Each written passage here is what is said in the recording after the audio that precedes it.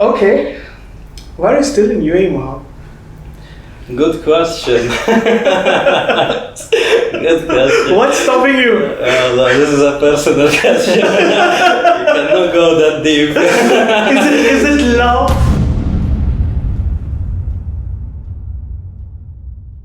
So, Mr. Mohab, we have a very interesting career over here. Okay. So let's start with, why did you choose finance? Amazing question. Okay, maybe let's go back a little bit more. So I've been always, let's say, good with.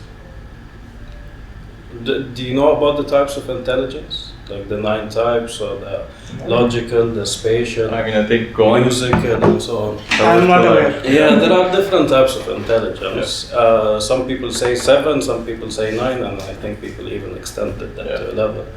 But however, so I was good with the logical part, so the numbers, the, let's say, putting things together, solving puzzles and whatnot. And from like the people, my background, Egyptians, it's either a doctor or an engineer. You have to, there is no choice. And for me, it was always projected to be an engineer. However, very close to my high school graduation, I became so obsessed with becoming a pilot. Okay. Becoming a? Pilot. Pilot, okay. Yes. And I did all I can to, let's say, see where are the best places to do that. Now, in Dubai, it's very expensive. Very, very, very expensive. So it did not make sense. So the plan was for me to go to Egypt and do it there. But before I went to Egypt, my dad had me sit with one of his friends. He's a pilot. He's a retired pilot. And when I sat with him, like, his honest advice was, you don't need to do that. It's a very long career for you to get into, let's say, the first officer or second officer, so you're gonna spend a lot of your career on that back seat, you know. Your, let's say, schedules are gonna be very challenging. Your life commitments will be very challenging. So just for you to, let's say, have a backup plan, do your mechanical engineering or aeronautical engineering, and then after 4 years, if you still find yourself loving that pilot career, then jump into it. It's gonna take you a year or 2. Like, okay, let's go to Egypt. Let's go to find, let's say, a good mechanical engineering or something engineering related to that. So for me to leave, when I finished my 12th grade, for me to join university in Egypt, I had to do, so I had 7 O-levels and 2 A-levels. They required 1 more. 1 more A-level? Yes. Okay. 1 more O-level. Okay. To get into engineering? To get into... any university or? I don't remember if it's any university or engineering, but I had to do it. So after my high school graduation, I spent some time at home, and then what I chose for that subject was business. Okay. And this was the first time for me to understand what is business. Like, I still remember the first formula was A is equal to, so assets is equal to liabilities plus equity. And I finished that subject, so I finished that book, I took it with a tutor, and because I loved it so much, I was able to finish the whole curriculum, the whole O-level curriculum in 2 weeks. Okay, Went to my exams, did the exam, I did not get the A star, I got A. That's great. I was like, wow, amazing, there is something here. And it was something I kept in the back of my head, like, this is some interesting science, there's something interesting is happening here. Went to Egypt, 2011. 2 weeks or 3 weeks before we start our semester, the revolution happened. Oh, okay. So everything got delayed for, I think, around 3, 4, or 5 months. Yeah. When things got back to, let's say, a more sustainable, or we could go back to, let's say, our jobs and go back to our universities. So in my university, what they did is they squeezed both semesters in one semester. Okay. So for example, let's say if in one semester you needed to finish 25 hours, credit hours, now 50, the same amount of time. So it became very hectic. Like we were going 7 days a week. Okay. From 8 to 5. And they were just trying to cover up the missed time. Everything, bro. Like you're in 3 months, you're learning calculus 1, 2, 3, 4. You know, physics 1, 2, 3, chemistry 1, 2, 3. Everything was just crammed together, and even for me at that time, like even commuting back and forth was a very big challenge for me. Like my days were going, and I wasn't enjoying life at all. I wasn't enjoying this at all. Anyways, long story short, I come back to UAE. Went into the first university again, still after the engineering mindset. But now, let's say the university that I wanted to join here did not have the mechanical engineering, so now I'm starting to lose that connection with the pilot dream. You know, now it's becoming okay. Any engineering. let me just finish. Second university, I spent a semester. Third university, I spent a semester still all engineering, and then 2.5 years after I joined the last university, I was fed up. I didn't see myself in it. There was nothing in it for me, honestly. Like, whatever I'm learning, okay, it makes sense, but in a certain space or in a certain context, like, okay, it's nice to know how bridges are built and what are the stress points and, but if I'm not into that, it doesn't matter to me, right? Like, if it collapses and it stays, I don't care, right? I don't really care about knowing how the car works. I don't really care about how the motor works. The current, the electricity, AC, DC, electrons going up, down, but doesn't matter. And I remember in one of my classes in physics 2, I hated electricity so much. I hated it so much. And I remember in one of the classes, I was sitting, and literally for 15 minutes, the professor was talking in Greek. You know, alpha, beta, gamma, this, that. No. It's too much for me. It's the same for me because I'm a civil engineer, right? But somehow I managed we have the same culture. Egypt, India is the same. You first do your engineering or become a doctor. And I was like, I don't want to do engineering after my second year. And my mom was like, finish your engineering and do whatever you want to do after that. And it's the same thing, like second year, and they give you all these subjects about stress and pull and push and tensile strength and rotation, all those formulas. I was like, I can't. And why on earth would I need to calculate the speed of the ball after it hit the wall with this much, length between the first point and the second point? I don't care, man. It doesn't matter. So after a lot of back and forth, and it wasn't, like when I say back and forth, it was more than a year and a half with my parents. And I was like, guys, I've already wasted 3.5 years. Might as well just do anything and like move on with life. Like, it doesn't matter if I'm an engineer or not. You have 2 siblings left. Like, whatever you do, you wanna do it now.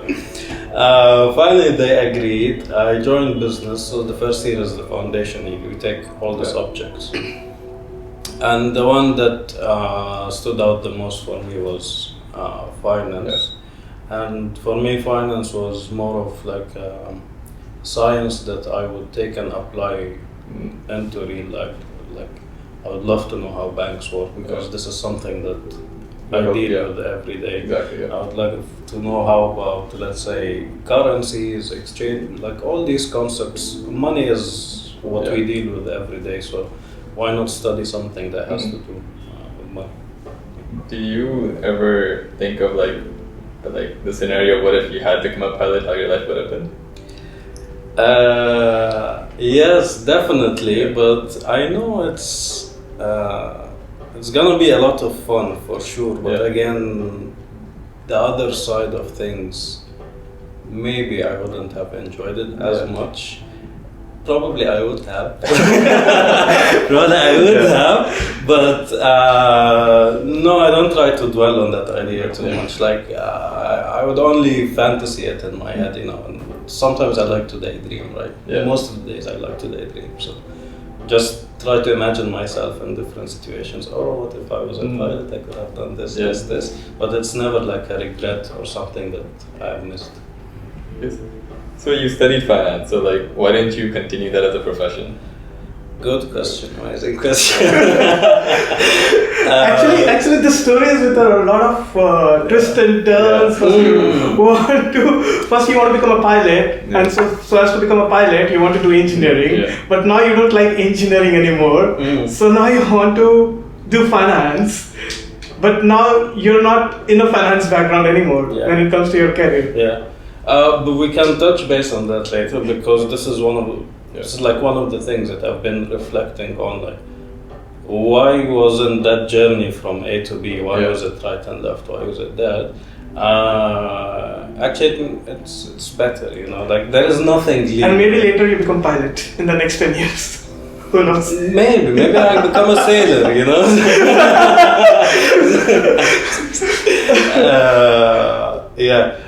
Say your question was why did I not continue in finance? It was very situational at that point. When I graduated finance, all I was applying to was finance. I think I've applied to more than 200, 300 positions, CVs everywhere, apply. And back then, in that period of time, there was, how do I say it in the best way? Finance needed, or let's say... their certification or something. Not certifications, there were certain priorities to certain nationalities. And I was not one of the nationalities that had the priorities. So my process was getting longer and I did not, let's say, I was not able to, at least from my own experience, it's a very small experience, to join the positions that I wanted. It was always like one step lower.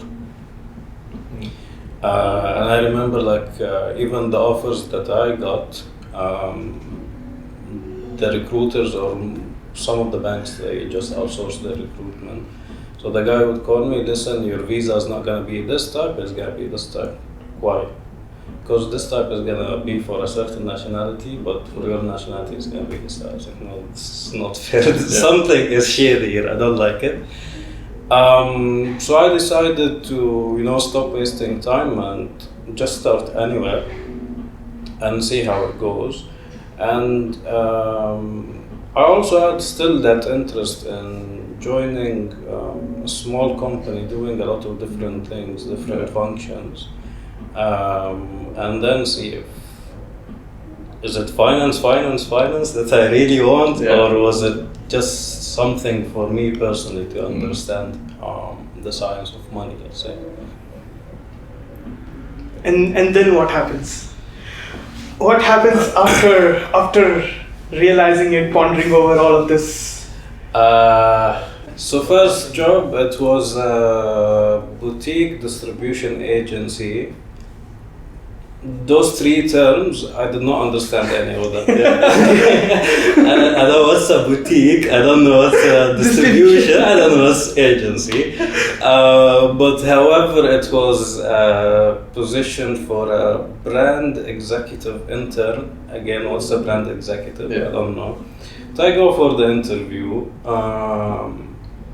they like me, I start working with them, and then I start, let's say, understanding what is distribution, what goes behind the retail and whatnot. So basically what we did is we are the distributor, or in simpler words, we have the rights to buy certain products from certain brands and then resell them again in our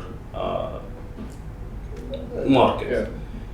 The regional market. So we had perfume brands, skincare, not any, it was niche. Okay. So again, niche for me was new. What is niche? What do you mean niche perfume? Like why is this bottle selling for 1,000 dirhams while the other brands, what I thought are big brands, are selling for 200, 300 dirhams? And then I started learning about, let's say, the difference between this, the difference between this, the market audience and the people that you're marketing to are very different. Those will be more of, let's say, enthusiasts about this certain product. The others will be just, the normal people that you can just push massive marketing to them and, let's say, influence their decision to, I want this perfume because I saw Tom Clooney spraying that versus some other brand that you have to be a super enthusiast to know about and whatnot. So in that position, I got to do a bit of marketing, a bit of operations, a bit of commercials, and some social media. And then after my internship, they hired me full time, and 5-6 months into it, I was sitting with the commercial director, like chatting about work and stuff. And we had not a challenge. Yeah, we had some sort of challenge that we might be holding a lot of stock in our inventories, and there is a holding cost, like when you hold the warehouse cost and everything. Yes, exactly. So how can we overcome this challenge? Like, let's sell them online. Easy, and then we started that project. So we started contacting Noon and Souk back then. Meetings, discuss with them, okay, how can we put these brands online without, let's say, damaging the brand image or making them become less, let's say, of a value or misrepresenting them in a way. Started that project, and then things started moving, so we started making sales and, let's say, getting orders. So how was it being sold before? Retailers. Right. Okay. So we used to distribute them through Paris Gallery, Bloomingdale's, and a lot of these. And it was physical. It wasn't online. Yeah. It was mostly physical. Yeah. Right. Okay. It was through physical stores. Yeah. And then you guys thought of like, we have a lot of stock left. Yeah. So let's transition to digital more, and then get hold of online retailers and then ship it wasn't like a transition, it was just an additional channel of going to the e-commerce side afterwards. Yes. And then even that is more profitable than going through the retailers, because they're also splitting the profits with you, right? So now we're selling directly, you keep whatever you want. With small percentage of commission being. Of course, for the online retailers. The online platforms, yes. So it is much more profitable for you. That we were not looking at. It is profitable, but that was not the challenge. The challenge was the holding cost. So we're cutting some costs, and then whatever happens later, that's even better. So like that was a game changer in your career, right? Because you came up with the idea and everything. So did that like push you to like a different position or something, or you were like, you know what, maybe I want to do something else? So was that the turning point, or at that time what were you thinking? Kind of. So I had that interest also in, after I was exposed to the digital marketing side of things and the e-commerce, I also suggested let's start our own Shopify website. And Right. Yeah, like, okay, now let's cut the cut. Let's keep everything. This is where the finance degree is coming at. Exactly. Why give 20 or 30% for? Of course, it's because of all the marketing and all the support and the logistics that they do. But I was like, maybe let's do it ourselves as well. So I started that project, and of course, when I did the proper research and started implementing, I became more exposed to the digital marketing side of things and the e-commerce. And I remember just, putting a lot of work, and I used to lock myself in the bedroom and just try to finish as much certifications as I can to get myself ready and have it in my resume. And the next plan was, okay, now you need to do this yourself, so what's better than joining an agency and getting exposed to all sorts of, let's say, platforms and campaigns and professional people that will, let's say, push you in that direction. Now, I cannot say it was 100% interest and passion. Yeah. It was a mix of that, and when I was doing my research about, let's say, the best skills to have, so I have that LinkedIn yearly list of the top skills required for next year. Digital marketing was number 2. I think number 1 was something so difficult for me that I didn't even want to think about it. It was coding, I think. I think, they're always coding. Yes. Coding is number 1, always, So digital marketing was an easy entry for me. Right. So your second job was a digital agency. It was a digital agency. So after the certifications that I got and updating my resume, started reaching out, connecting with everyone in the space, and I'm lucky I connected with one of them, became one of my best friends even till now, the recruiter in our agency. And it was very straightforward. Like, I sent him the message, within 2 hours he replied, sent my CV, this, and things. Okay, so how was the journey until now in the agency? Very rewarding, much more than I expected or I had planned. The career growth was good, the knowledge growth was good.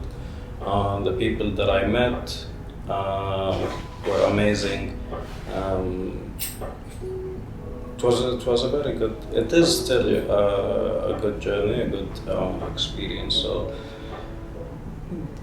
if you want to really, let's say, I think agencies have that advantage of overloading you with knowledge and work and yes, which is a good experience. But if this is not you and you just want to be the guy who's chilled, then maybe join something else. So for you, like you worked more of before you were in the boutique side, it was more of a client side. Then you came to the agency. What difference was there for you? Which were you enjoying more and started creating the agency side and working there for obviously 7 months? Definitely the agency, different brands, different products, different people, different everything. You get much more variety in agencies than maybe if I was in a bigger brand, if it was not the boutique distribution something, it would have been a different experience. But there my work got so repetitive, so it was time also to move on. Something different. Okay. But what is more challenging according to you, agency or client side? Agency, of course. Agency? Yeah, agency. Okay, because I have just from the, let's say, client servicing aspect, maybe on the brand side they have a lot of other things that happen behind the scenes, and I'm sure they have much more to worry about and to think about. Like, the relationships with the agencies is just one aspect of things. But in the client servicing side, I think someone is paying you to perform or deliver a service as per what they have in mind, as per their expectations. Right. And it becomes less of like, of course, you have to have the technical aspect, but the people skills, that's the whole game, you know. So it's very challenging, honestly, to deal with people.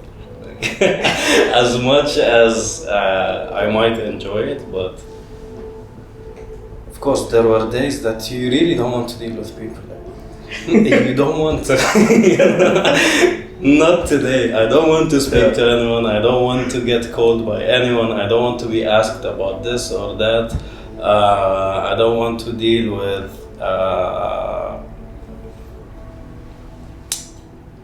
someone's cat who got sick yesterday, and then his mood became so bad and it affected the implementation of this and that, and you have to be so open-hearted, and you have to be so compassionate, and you have to be you just have to, let's say, not accept, how can I say it, learn to deal with it, and then yes, learn to deal with everyone, no matter whatever it is, like the angry, the passionate, the honest, the liar, the opportunistic, everyone. You have to deal with it's like managing stuff. You have to learn to manage everything. Like, you cannot go out there and just tell the client that, this thing did not happen because... Exactly. Yeah. Exactly. You cannot just tell the client, it's like, I'm paying you money. Yes. You have to get it done anyways, yes. right? So, just because we are talking about it, like, what do you think is the worst and the good side of client servicing, according to you? The good things are, of course, that exposure to experienced people and people in the industry. It teaches you a lot, and it helps you accelerate your journey much faster. Like, I could not imagine how I could accelerate my journey without dealing with hundreds of people that know much more than me, know much better than me, and even like, you can learn a lot from your managers and from your leaders, but that's all within the scope of that one goal that you're doing as a company. Now, deal with 100 people who have 100 different scopes, it becomes a different experience. The bad is when you under-deliver. And I think as an accountable person, it doesn't matter who under-delivered. At the end of the day, you under-delivered. If something is missing or something has not been completed or delivered as per the standards, you cannot blame anyone but yourself. Yeah, it's a good, fair point. Yeah, no, because did it make you a different person, the learnings? Like, for example, for me, because working on the agency side, you definitely have to deal with clients, and clients can be of different types. Like, somebody can be very rude to you in every call that you attend with them. Somebody is like, some clients are like more of like, very chill, very cool. Okay, do whatever you want, we trust you. Yeah. But some are very harsh on you. Yeah. I have learned how to be subtle with the ones who are very harsh and rude to you in the call. Like, how to be, I've learned in a way that how we can be more good in managing things, and that also has helped me out outside of work as well. Like, when I'm dealing with people, when I'm dealing with friends, when I'm talking to my friends and everyone, because again, friends are also like, they will have different temper and different, like, emotions, right? Of course. Did it help you that way? Definitely. Definitely. Yeah, as you said, you're dealing with a lot of different people with different tempers, different backgrounds, different even communication skills. Like you could be sitting with someone, or let's say you could be communicating with someone, or that someone is communicating with you. He's not able to, let's say, deliver that message that he's proud of your work or he's happy. Okay, good. Okay, but what he meant, oh, really good. That was amazing. That was nice, you know. And the same thing on the other. A lot of people are overreacting, and you know, small mistake in the campaign, and you find someone calling, shouting this. But when you dig deeper, like, yes, they're overreacting, but they're shouting because their manager have seen that thing, and now their whole life becomes dependent on that, you know, full stop or emoji that you got wrong in one of the ads. So definitely with time and with experience you start digging deeper into that. So now you cannot really judge or prejudge people. Now you need to go deeper, you know. Why is this guy shouting because of this image? What did this image do to you? It's not him. It's his colleague on the other side that's trying to take his position, and who saw that ad, he took a capture, he went to the manager, this guy does not know how to manage this, and the day before this guy was defending you as an agency.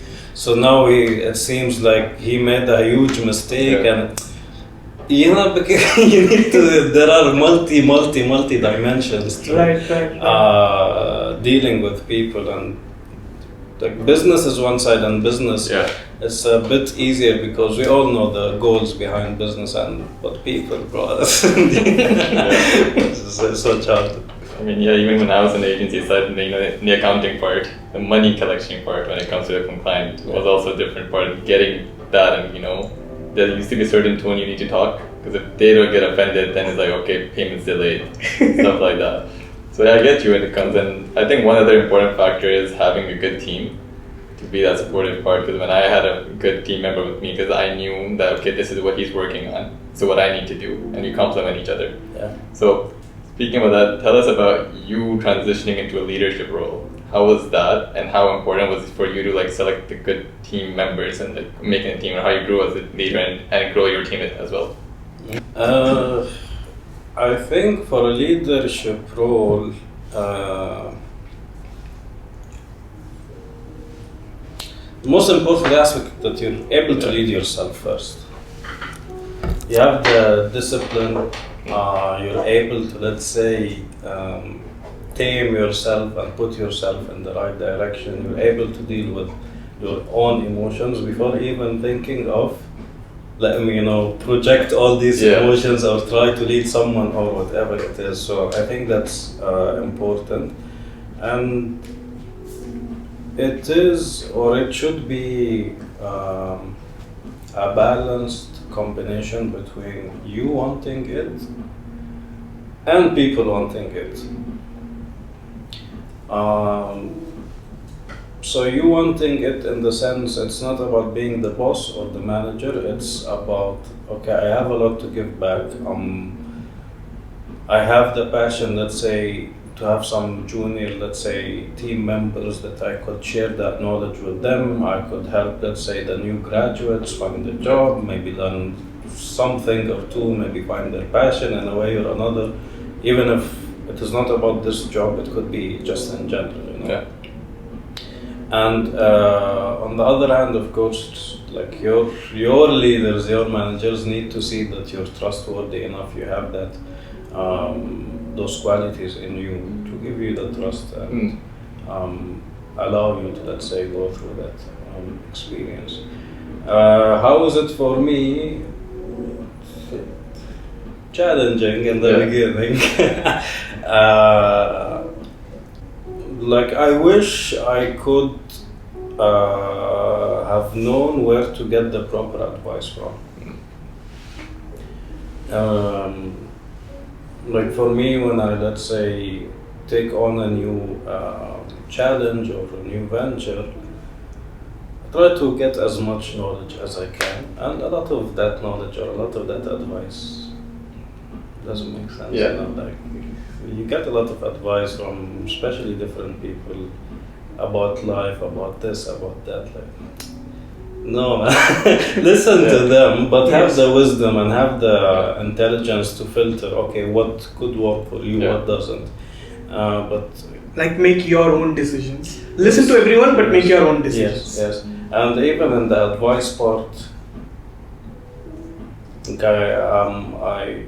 I fail to understand how some people could give someone advice without even asking about, let's say, that situation or that background or that thing. Like, how can I just walk up to you, Vishal, and tell you, you know what, you need to have your team members fear you, to respect you, or whatever it is. I didn't even ask you who are you as a person. I didn't ask about your background. I didn't know this. I didn't know what challenges you have. Like, why am I just throwing my advice like as if I understand or know everything, right? So, I derailed a bit, but that's my view on advice. Yeah, I think that's what is reflected from you as well, because I remember you not coming up from your side and like giving an advice or anything. And if I would come to you, you would give me an advice and like you wouldn't even think about it and you would give an advice. That's how it has been with you. This is where it comes from. Like, this is where this thinking comes from. It's like, okay, let somebody come to me and ask me, then only I'll give my advice. Otherwise, I'm not going to, like, just go and give them an advice, because I don't know what they are going through and what situation they are in. Yes, and it kind of happens naturally. Like, it's not something that I have reflected on a lot before. Like, for me, it was just natural for me. If I'm not able to say the right thing and the right time to the right person, then it's better not to say it, right? Like, I do not want to say something that could affect you in the wrong manner or perspective. Because even if I tell you something that's 100% correct, it might be correct today, but in your situation it's not correct. Tomorrow it's not gonna be correct. The day before it was not correct. Like, there are so many factors playing in. I don't want to overcomplicate it, but that's just my view. Like, if you ask me for something, I need to understand the story behind it, and then we can have a meaningful conversation. So one thing now, like, what I want to know is, what are you doing now? Are you still with the agency? Or are you doing something of your own? Like, what's your plan now? Do you have planning to do something else? Okay. I'm still with the agency, but I'm also trying to balance the career aspect of things with life in general. Kind of trying to rediscover myself.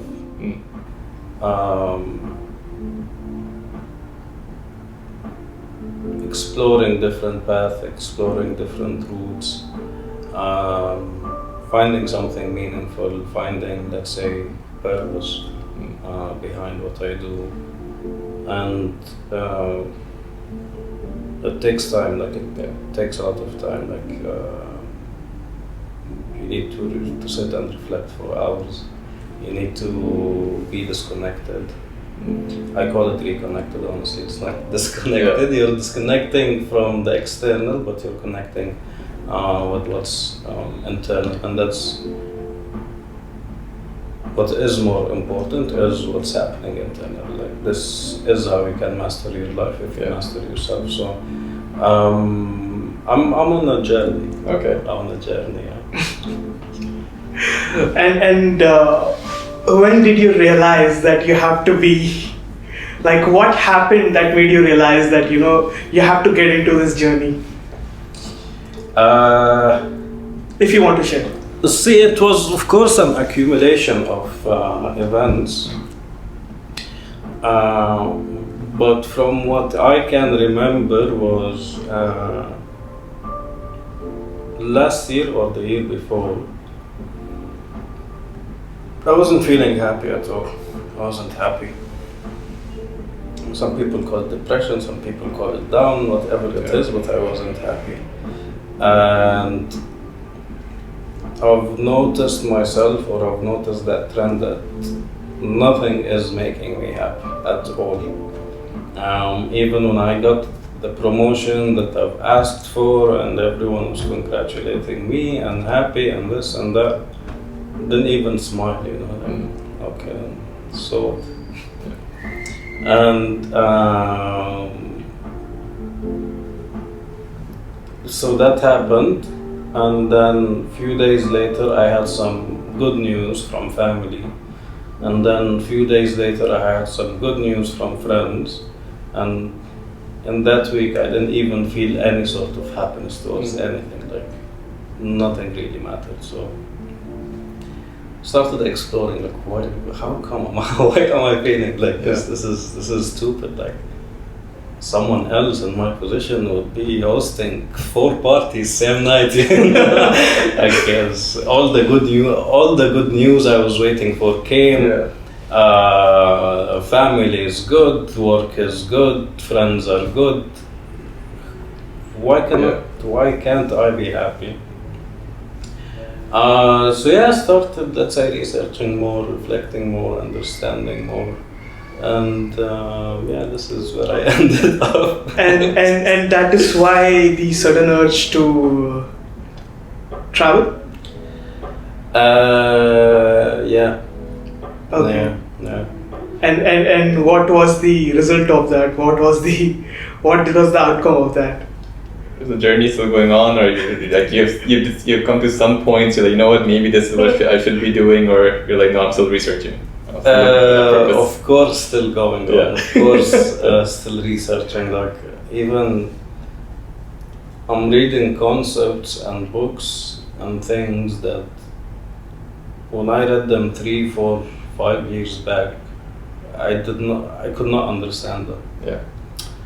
Now I'm reading them, I was like, what the hell? Why couldn't I understand this 4 or 5 years ago? This happens with me as well. Yeah.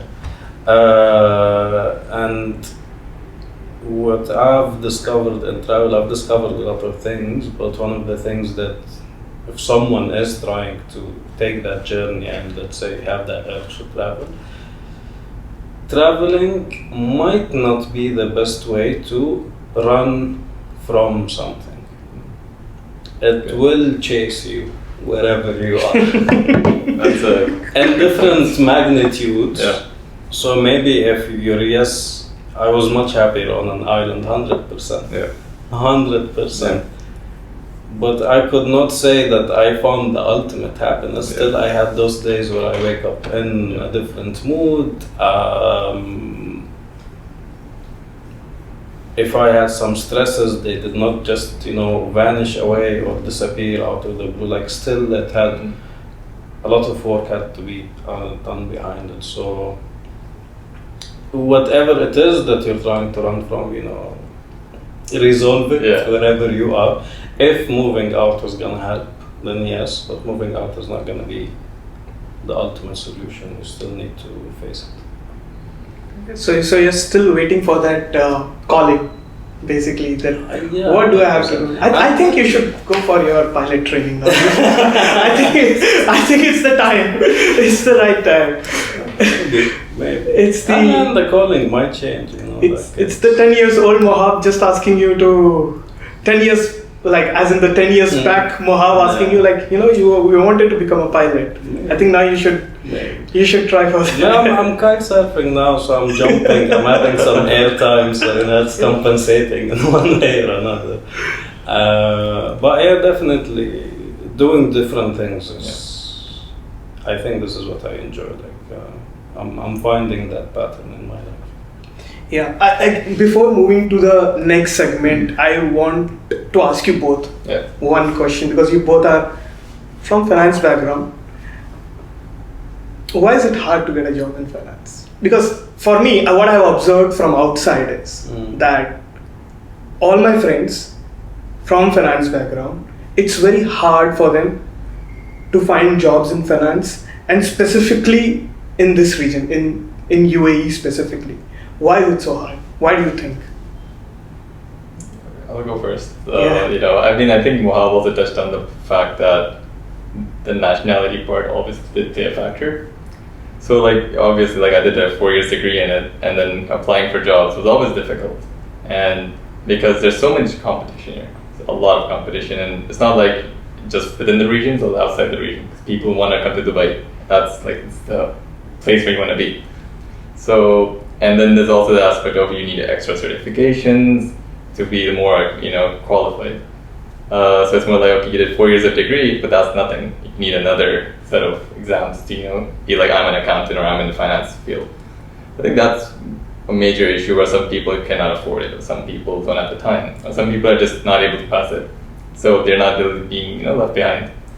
And another factor is especially in this part of the region, is where people go to let's say in India or Pakistan or Bangladesh, and they can hire people for a lower salary. But for them, it's why should we get someone from here who will ask for double the amount where we can get a little lower amount? So I think that is the issue. But in the other case, if you go to US or Canada, you will see there are more jobs there for accounting or finance. Plus the market is also big. The market is big, and the whole profession is seen differently in that part of the world compared to this part of the world. So I think that's the chunk of it. Yeah, I agree, and I think even the nature of the job itself, for a 200 people agency, how many people in finance do we need? Yeah. 1, 2. Right. How many designers do you need? 10. How many account managers do you need? 20. Yeah. How many salespeople do you need? 15. So the job itself, it's it's leveraged by itself, one person could actually handle the whole company. I don't want to generalize, but maybe that's one of the reasons. You don't need a lot of people in your finance department. So that's why I changed profession and explore something which suits you more. I think it pushes you to change it. Even Mohab said he wasn't getting a job, and he was like, man, I want to try something else. That's what it does. It's more like the situation pushed you to try something else. And even the part of finance that I was passionate about, I couldn't find it easily. Under finance, there is a lot of things. Yeah. There is the accounting part, there is the investing, there is the corporate finance and managing the expenses, there is mergers, acquisitions. You can name 1,000 things under finance, and working in a bank is just one of them. No, for me, I used to think for finance, this guy must be working in bank, and he must be making loads of money and everything. And then when I got to know the reality and everything, it's kind of a little different. And I think it's not just with finance. Let's generalize it. It's with most of the professions, and then it relates to finance as well in some ways. Yeah. Nice. Okay. Why are you still in UAE, Mohab? Good question. Good question. What's stopping you? This is a personal question. You cannot go that deep. Is it love? Is it family can be. UAE is a land of opportunities.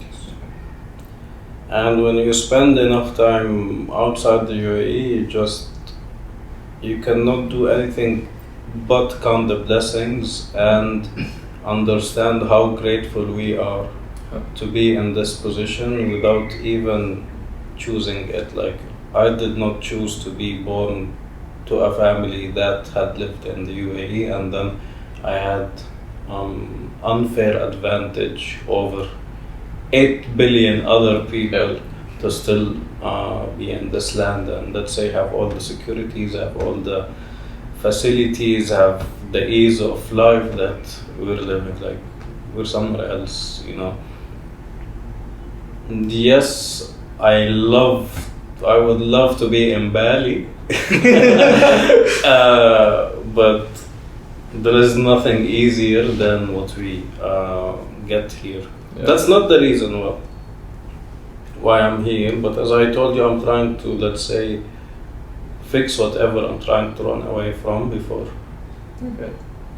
Actually running away. Right, there's some okay, it's not career related, it's more of a personal thing that you're staying in UAE. I think that's fine. Yeah. But if you got an opportunity, let's say somewhere in Dublin, and it's a very good package and with amenities and everything, would you consider it, or would you want to still stay in the UAE?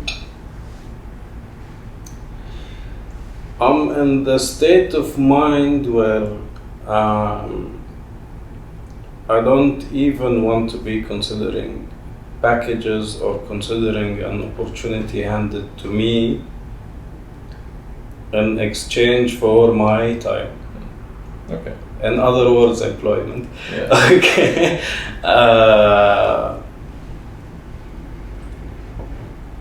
I would prefer to be, let's say, someone who has more control over his time, over his income, over his location in the world, and that's what I'm trying to achieve. Yeah. Would you say like you were thinking of, or you ever thought of like starting something of your own?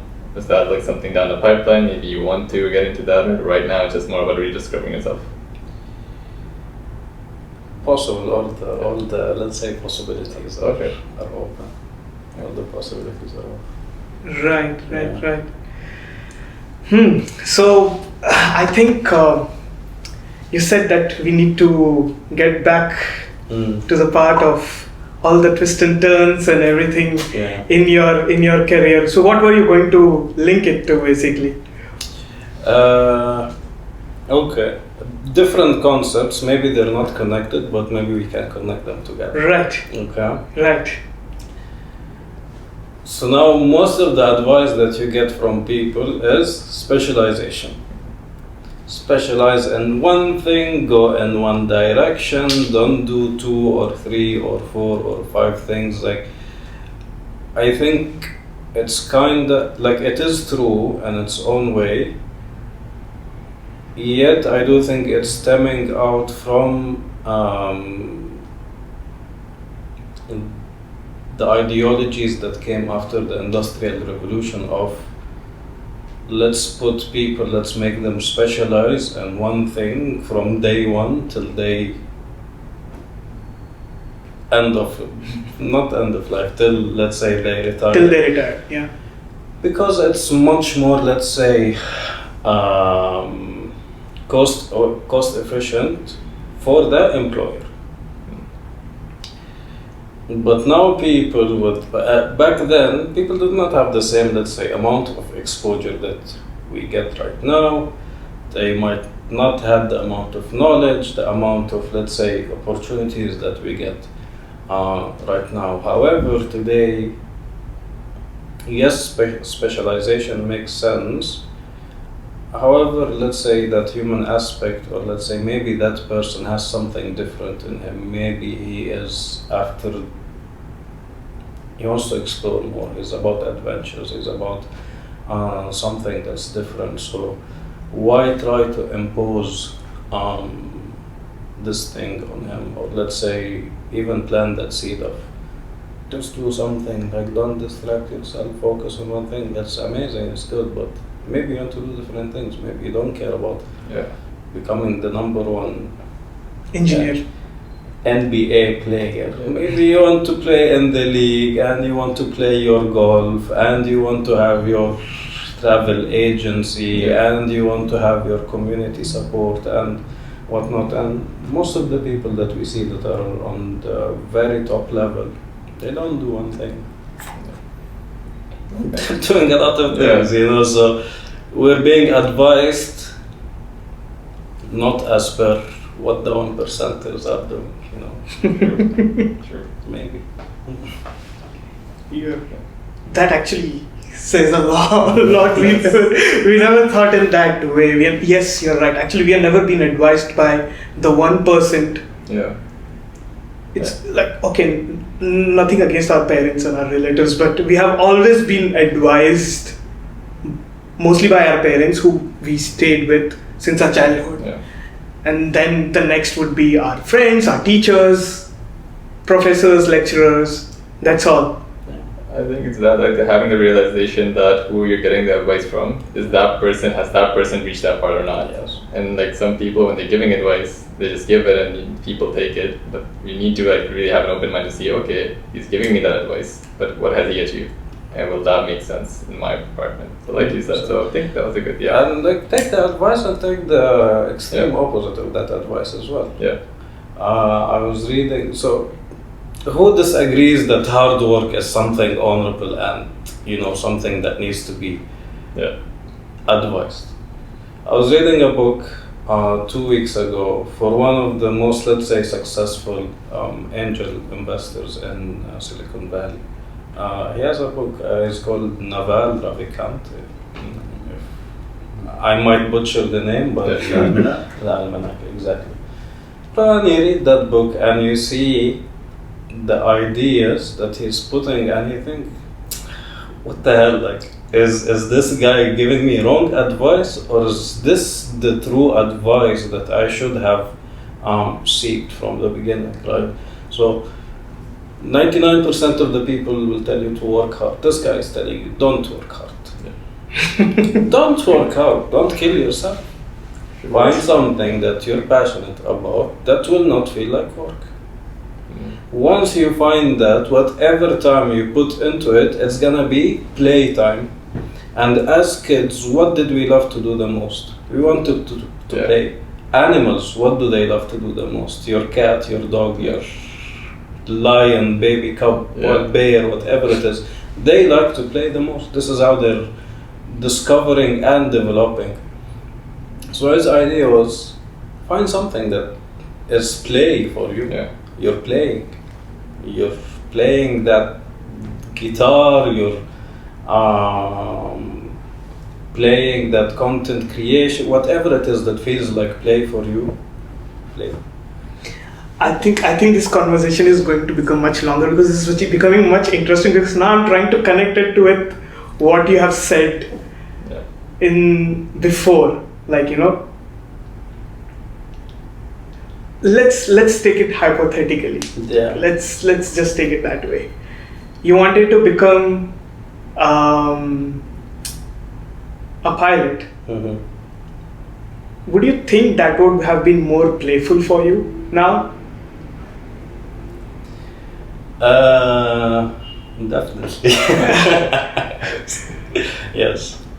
Right. But again, the life of the pilot is challenging by itself. So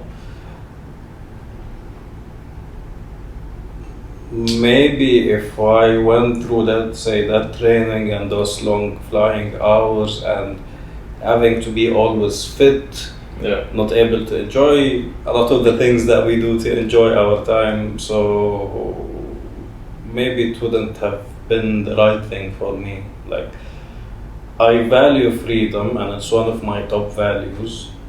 And yes, pilots might seem like they're free, but not really. Their own schedules as well. So they have the freedom of place and locations, but not total freedom. Yeah, because I had a friend who was a pilot, and for him it was more like he used to enjoy the flying part, like when he started his career. But then it was more like he's like, I'm not able to spend time with my friends and family. I'm not able to live like a normal person. Because sometimes they would just call him in at like 4 a.m. like, hey, you have to go to Saudi or you have to go to Nigeria. And for him, it's more like sometimes it gets exhausting. Even though you have the luxury of going to all these places, but he's like, what's the point if I'm not enjoying it later on? Because then it just becomes you just go and you come back. So I think each thing has its own pros and cons. Yeah. I think at the end, most of us will reach that point where everything becomes meaningless. Now, when I need to find the meaning behind what you're doing, whatever it is, even if you're fishing or planting a tree or cleaning the beach, Like you'll find the people much happier cleaning the beach because it has a purpose. Versus, I don't know what's the most glamorous job we can think of. Whatever it is, purpose puts that, let's say, happiness behind it. Okay. Right. What advice? There you go. Okay, I think we need to keep a serious face for this. What advice? You have seen so much. You have seen so much of transition in your own from education to career. What is that one piece of advice that you would want to give to the freshers who are passing out of the college, of university, and to also those who are just now starting to like choose their careers, their professions, their universities, like they've just passed and like they just want to choose. What is your advice? It's a very simple advice. Very, very, very simple advice. Read more, explore more, and then you'll find the advice that you're looking for. So read things that you like, things that you don't like, things about personal development, things about finance, things about whatever it is. You keep, let's say, it's a good investment, you're investing in yourself, that's number one. Second, it's gonna open, let's say, different or broaden your horizons in a way or another. You might find something that inspires you in one of those books or in one of those pages. It might be a life changer for you.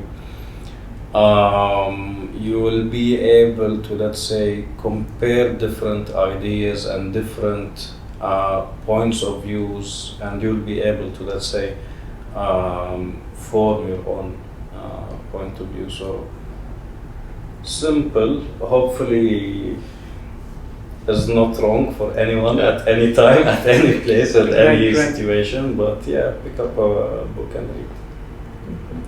So, one last question I want to ask you before we really end this. So answer however you want. So you have read a lot of books, you have had a lot of experiences. What would you say you define success as? Like, what is success to you?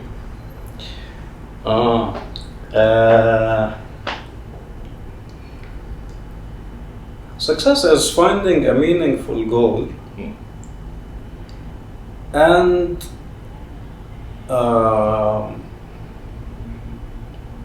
having that drive and that passion that would allow you to, let's say, wake up every day and put effort and energy towards that goal. Hopefully it's a noble goal, it's not something that hurts other people. Hopefully it's something that helps everyone else. So I think if you find that and you're happy more amounts than sad, then you're successful now. You went through this journey of life with more rights than wrongs, and when the day comes and it is the end, you know that I found something I was passionate about. I'm proud of how I lived my life. I'm proud of how I found that goal or that meaning. And I'm leaving this place in a better, or at least where I have lived or where I have could influence people. I love them better than Okay. Thank you so much, Mohab. Mohab, who is on a journey. Yeah. Thank you so much. Thank you, bro. Thank you so much for this podcast. It really meant a lot. You coming here, talking about your experiences, and I hope this podcast in a way helps the younger ones who are just starting out in a way. Thank you so much. Thank you so much. Thank you for having me and even considering me for this. That's amazing. Thank you.